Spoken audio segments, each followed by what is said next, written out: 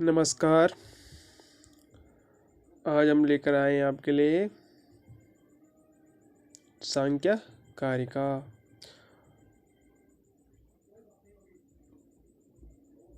सांख्य कारिका में हमने इससे पूर्व 25 तत्वों के बारे में पढ़ा। आज हम उन्हीं 25 तत्वों के बारे में यह जानेंगे कि वह जो 25 तत्व हैं किन किन अन्य तत्वों से, दूसरे तत्वों से उत्पन्न होते हैं। तो शुरू करते हैं। मूल प्रकृतिर विकृतिर महदाद्या प्रकृति विकृतया सप्त षोडश कस्तु विकारो न प्रकृतिर न विकृति पुरुषा। तो जो मूल प्रकृति है वो कैसी है? अविकृति है। अविकृति से अर्थ यह है कि जो प्रकृति है वो किसी से उत्पन्न नहीं होती है और ना ही किसी तत्व को उत्पन्न करती है। यानी मिट्टी है तो मिट्टी से कई सारी अन्य चीज़ें बनाई जा सकती हैं, लेकिन उन चीज़ों से, उन पदार्थों से मिट्टी नहीं बनाई जा सकती। उसी तरह मिट्टी की तरह के प्रकृति भी है। यानी प्रकृति से ही सारे अन्य तत्व पैदा हुए हैं या उत्पन्न हुए हैं। तो इसलिए क्या है, जो प्रकृति है मूल भी है यानी प्रधान है और अविकृति है। अगली चीज कह रहे हैं महदाद्याः प्रकृति विकृतया। जो महद आदि हैं यानी सप्त, कितने हैं? 7 उनकी संख्या है। और वह क्या है? प्रकृति भी है और विकृति भी है। तो महद आदि क्या क्या हो गए? यानी जो महद हो गया, अहंकार हो गया और पंच तन्मात्राएं, ये प्रकृति भी है और विकृति भी है। प्रकृति अर्थात उत्पन्न करने वाले, विकृति अर्थात उत्पन्न होने वाले। अगली चीज कह रहे हैं षोडश कस्तु विकारो।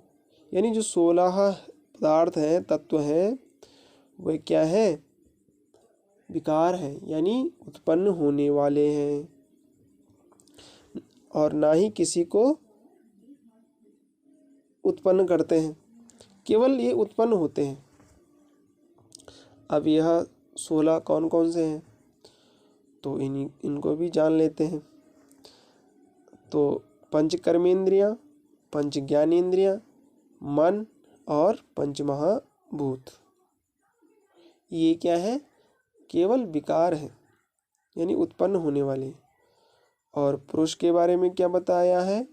पुरुष जो है यह न प्रकृति है अर्थात न किसी को उत्पन्न करता है और न विकृति है, न किसी से उत्पन्न होता है। तो इस कारिका का यह भाव था। अब इसको चार्ट के माध्यम से, यहाँ भी एक चार्ट बनाया है, इसके माध्यम से थोड़ा जान लेते हैं। तो जो प्रकृति है वो क्या है? प्रधान है, अव्यक्त है। मतलब प्रकृति को अन्य इन नामों से भी जाना जाता है। तो प्रकृति जो है वो प्रधान है, अव्यक्त है। अब प्रकृति की जो विकृति है महद है, यानी प्रकृति से उत्पन्न होने वाला तत्व कौन सा है? पहला महद। तो इसलिए प्रकृति की विकृति महद है। महद प्रकृति से उत्पन्न हो रहा है, इसलिए महद की प्रकृति क्या है? खुद प्रधान प्रकृति है। ठीक है। अब महद की विकृति है अहंकार, यानी महद अहंकार को उत्पन्न कर रहा है। अहंकार की प्रकृति क्या हो जाएगा? महद हो जाएगा, क्योंकि वह महद से उत्पन्न हो रहा है। अब अहंकार ज्ञानेंद्रियों, कर्मेंद्रियों और तन्मात्राओं को उत्पन्न कर रहा है। इसलिए अहंकार की विकृति तन्मात्राएं हो जाएंगी, ज्ञानेंद्रियां हो जाएंगी और कर्मेंद्रियां हो जाएंगी।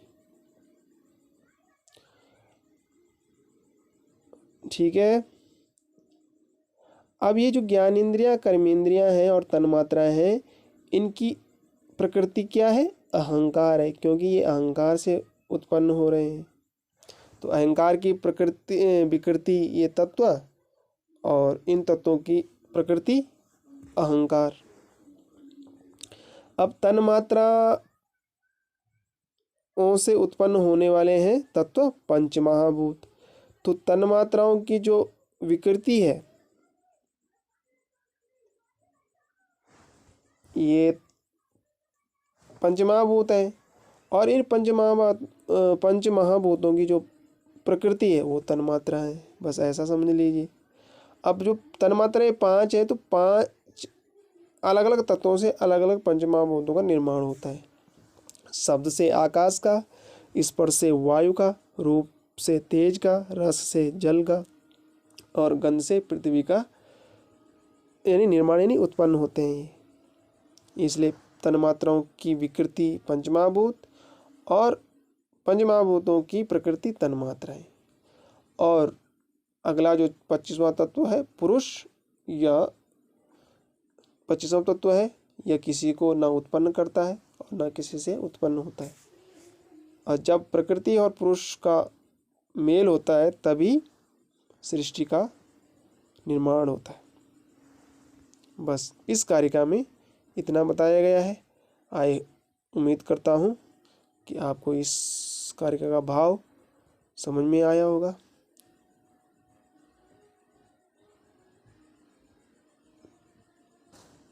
अगली कारिका में हम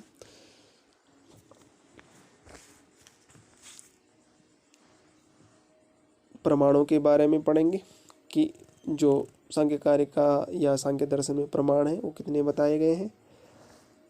तब तक के लिए बाय।